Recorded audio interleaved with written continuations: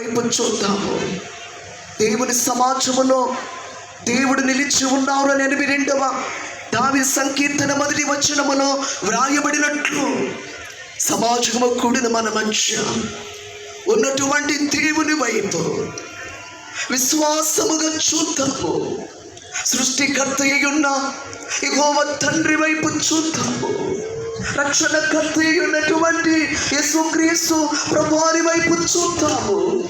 ఆదరణకర్త అయిన పరిశుద్ధాత్మ దేవుని వైపు చూచు దేవా నీకనేకమైన వందనములు, నీకే స్తుతులు.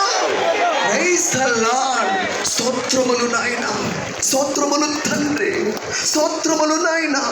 బలమైన దేవా, బలమైన దేవా, నిజమైన దేవా, నిత్య జీవమై ఉన్నటువంటి యేసుక్రీస్తు ప్రభువా దేవా నీకే స్తుతులు. చేతులు పైకెత్తి బలముగా చప్పట్లు కొట్టి దేవుని నామాన్ని కనపరచునము. దేవా మీకు స్తోత్రములు నాయన. 2 చేతులు పైకెత్తండి. దేవా దేవా దేవా దివినున్న దేవా, దేవా దేవా దేవా దివినున్న దేవా, పావన స్తోత్రములు పరలోక దేవా, దేవా పావన స్తోత్రములు పరలోక దేవా.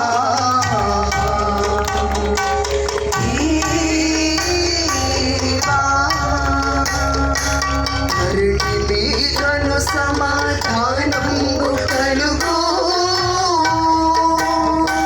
ధరణి మీదను సమాధానము కలుగు, నరులకు నీ దర్శనం విచట కలుగు. దేవా నరులకు నీ దర్శనం విచట కలుగు.